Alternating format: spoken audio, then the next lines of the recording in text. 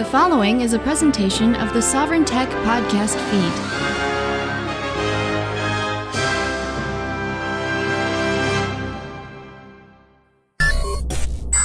Woo, the man of tomorrow, Savzu, the rated R radio star, the Golden Stallion, here for a Sovryn short. But just opening this baby up, I am not alone because we have a very exciting announcement to make. Woo, because that's right, you just heard Mrs. Ellen Sovryn. Yay! And yeah, so you, just in the past couple days, have launched an incredibly exciting project.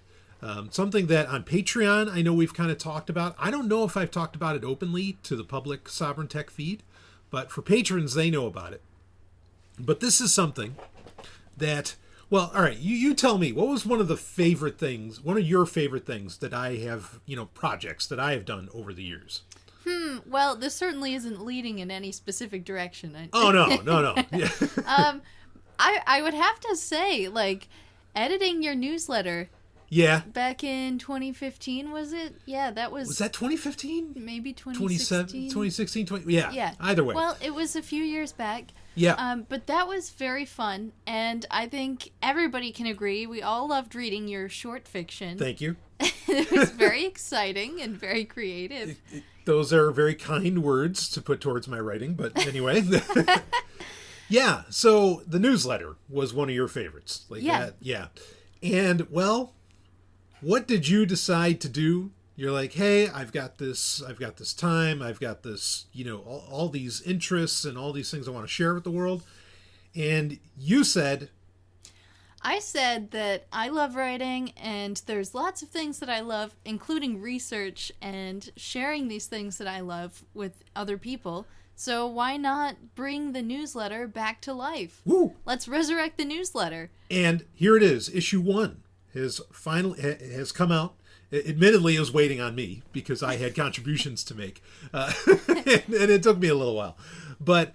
now you're back in the swing of things. I am, and it feels really good. Mm-hmm. And we're going to be on a bi-weekly schedule. Is that where we're starting off, bi-weekly? Yes. I know we had some conversation around, well, will it be weekly? Will it be bi-weekly? Might it increase in the future?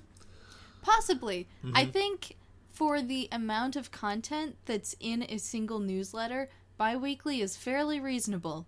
Yeah.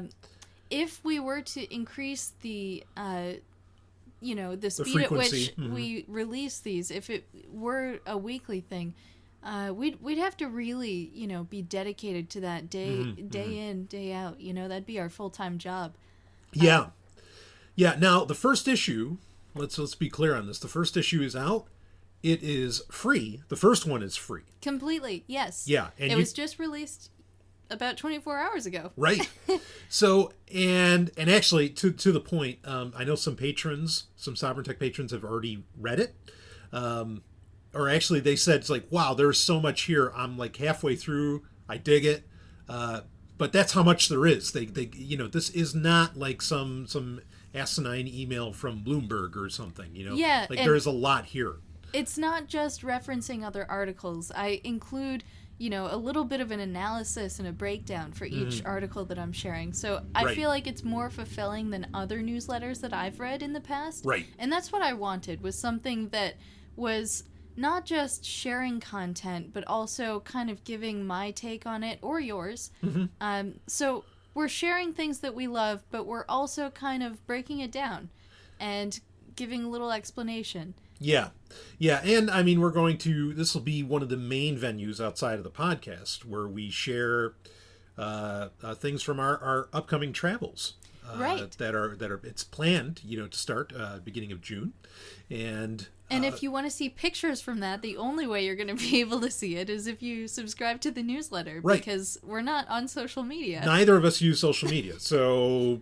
this is the only way to do it. Now it is, like I said, the first issue is free. But this is a Substack. So you can go to Sovryn, as in our name, Sovryn. You can go to sovryn.substack.com, or the short URL is just sovryn.news, right? Right. Yeah, so you can put in sovryn.news, and that will take you right to the main page, and you can see everything that's, that has been going on there.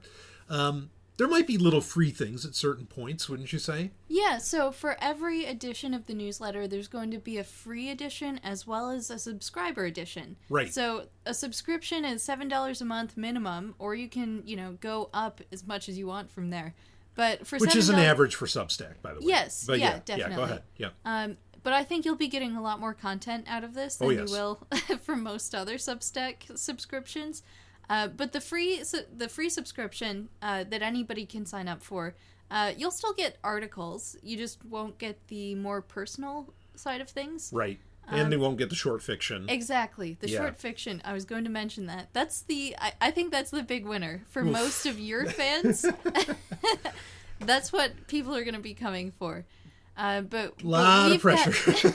We've got great things. Like, there's a whole entertainment section where we talk about books and movies or music, videos, and there's going to be the topical articles every week, and there's little fun things too, like a quote of the week or featured artworks. We even have a charity section. So there's a lot there. But the subscribers are going to get the more personal stuff, the more intriguing parts, shall we say? I want to describe it like this. Like, I think most, because I subscribe to some Substacks, like I know how this goes. Most Substacks are like a blog post. Right.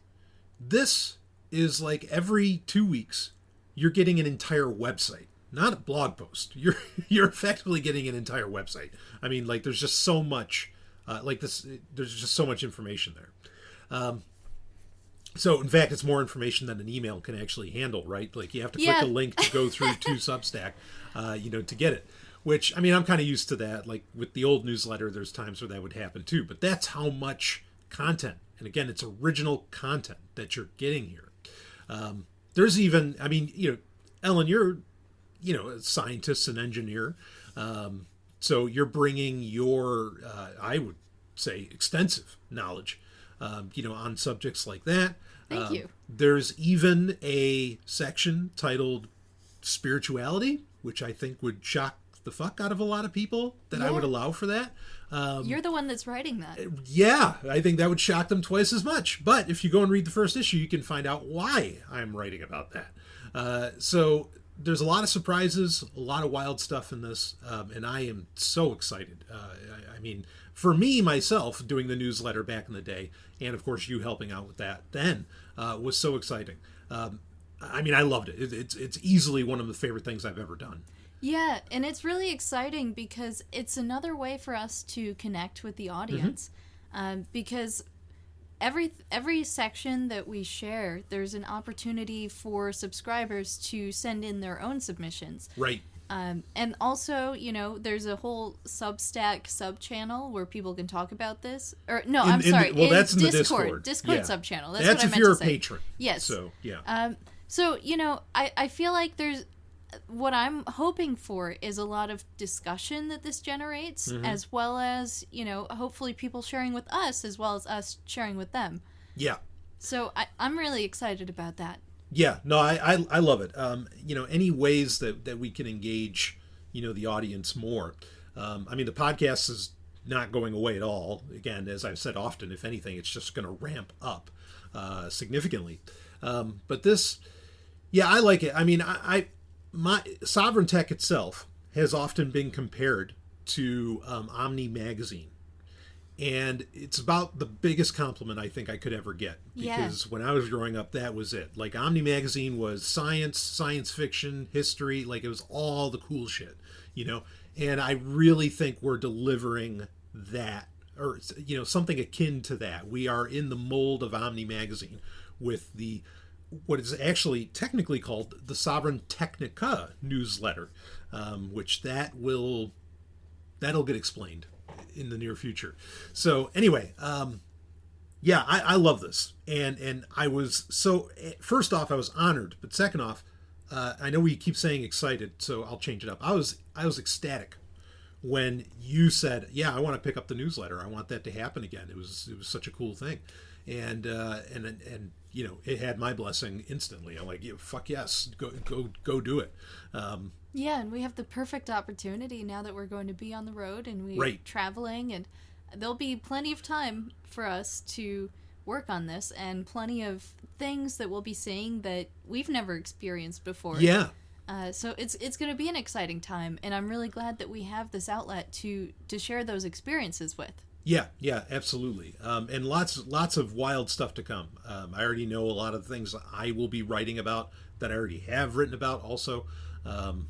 Yeah, I'm jazzed for this. So what's the URL again that they can go to? Sovryn.news. Yep, that's it. Just like it sounds. Sovryn.news, News.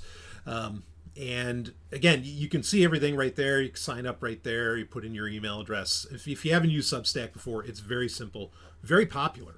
Also, so it's great to be able to get on a platform early on, like Substack as well. So, anything you want to add on that, Ellen? Otherwise, I've got some other stuff to get into. Yeah, the other URL is sovryn.substack.com. Yeah. If you just want to go to that, just sovryn.substack.com. Yep, or sovryn.news. Yeah. And, we hope to see you there. It's an exciting time.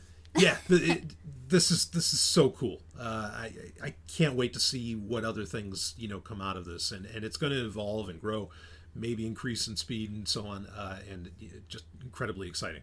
So anyway, Ellen, thank you so much for doing that and for making this a reality again. And I think making it an even grander reality, like what you've done, blows away what I was doing with the newsletter, years ago. Like I mean, this is on a whole other fucking level, in my opinion. Yeah, well, it is a lot more content, but I really appreciate that you're still contributing your short fiction stories and the few articles that you do write.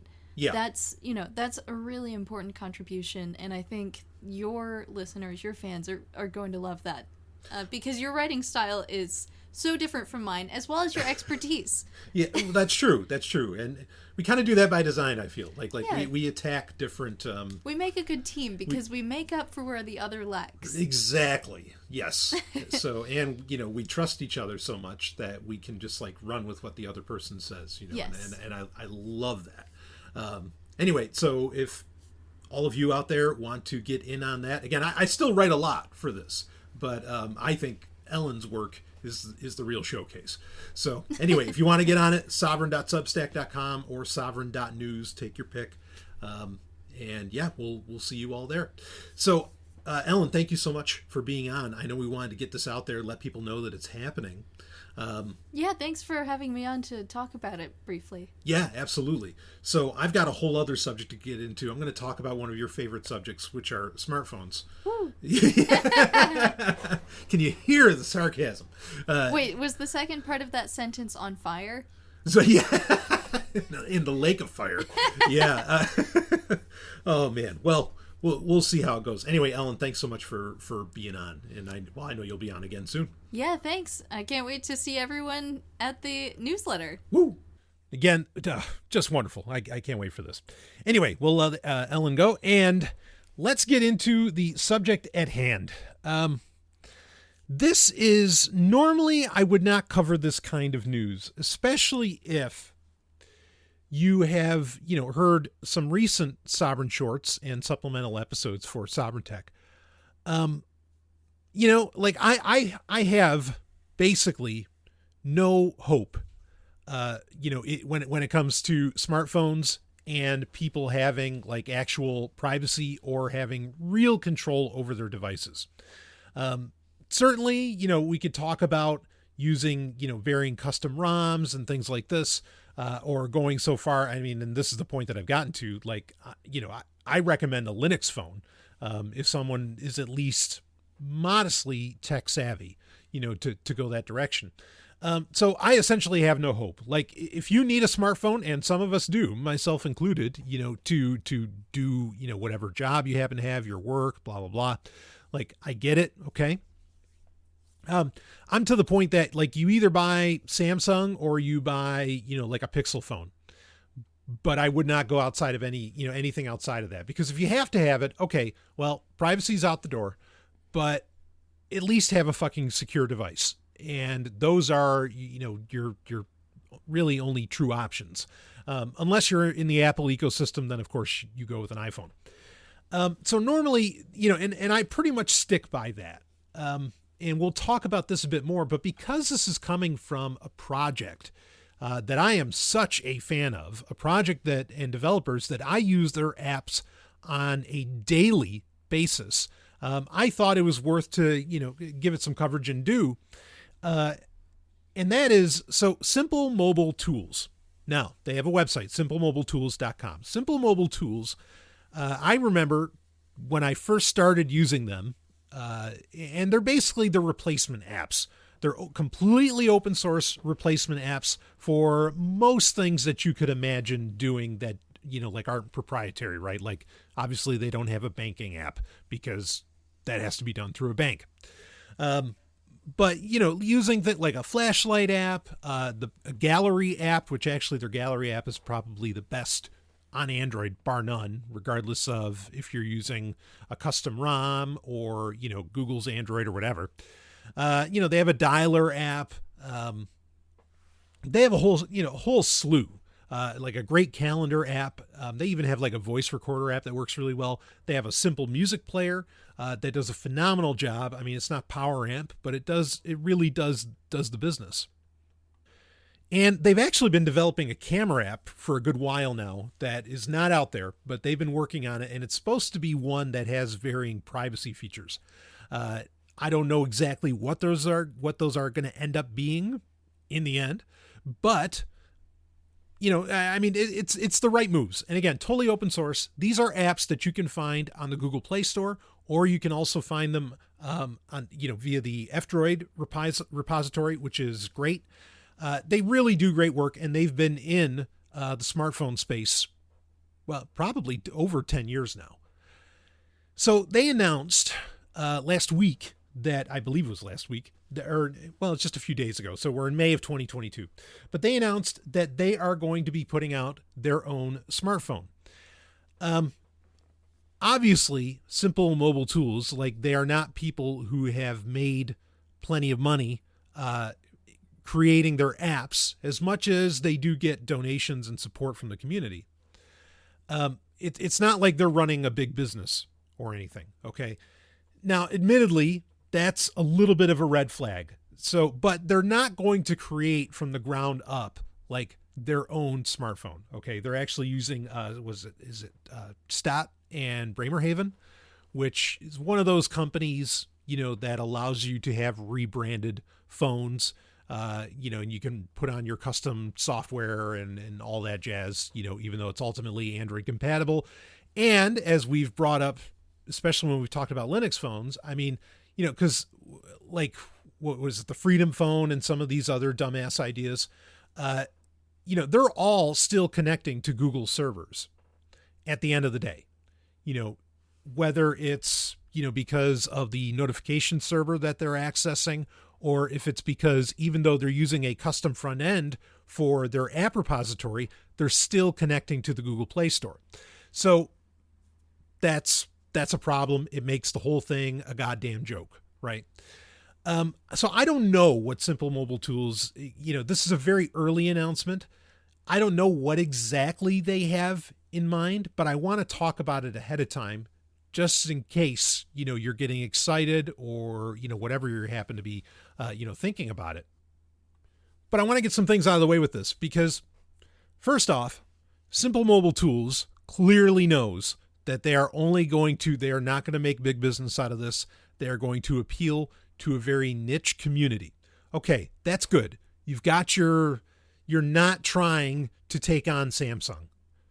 Don't bother doing that. It's never going to fucking happen, because I lose my mind when I hear, like, a lot of Freedom Phones people and these other people, who are like, oh yeah, we got to show people that they can have the world without Google, when they don't really have the world without Google with their, I mean, yeah, you could put Graphene OS on something, but anyway, that whole other conversation. Okay. So, but that's good. All right. They know that they're going for a very niche customer, niche community. Great. Stick there. You'll do fine. Okay. And have it, I'm going to guess they'll have it be Android compatible. It'll be interesting to see, what they do ultimately. like, are they going to run the Aurora store, which would be a fail? Is it just going to be F-Droid? Anyway, second thing to talk about is the hardware. Now, we don't really have a whole lot of information on the hardware. Honestly, the hardware shouldn't really matter. Why? Because if you're interested in this phone, you're not really concerned about hardware, right? Or like it's, what you're getting. You know why you're buying into this. And the hardware doesn't exactly matter. What does matter is software support.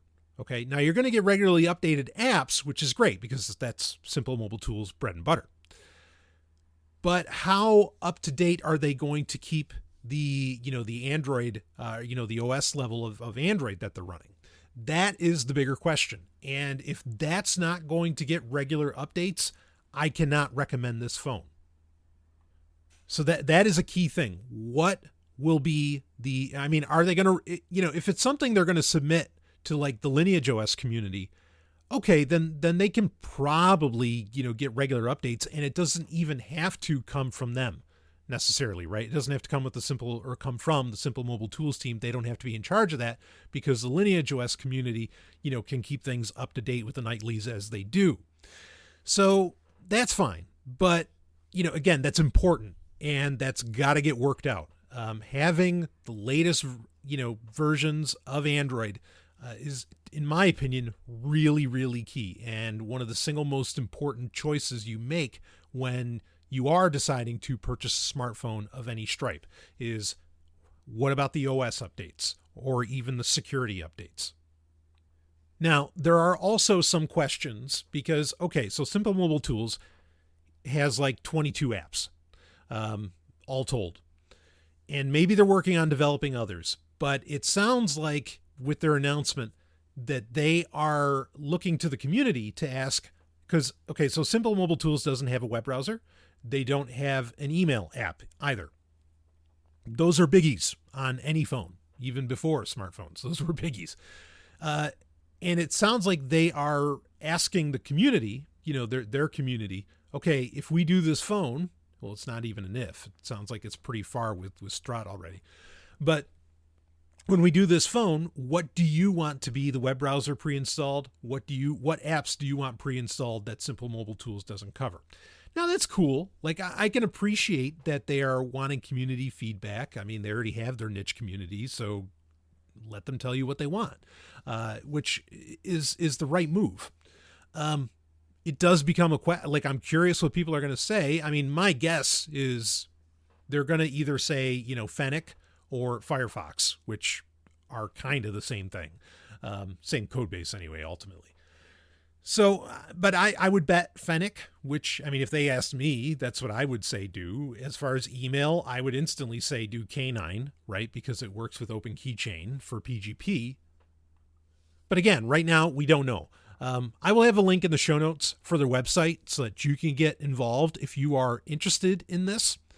But I will say this, unless some kind of they're going to announce some weird trick with this phone, like something that really enhances privacy and whatever else.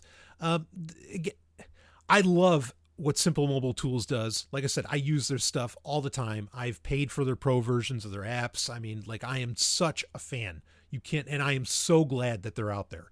And I do think that there is a logical progression of thought of going from making such an incredible suite of apps to eventually just making your own phone.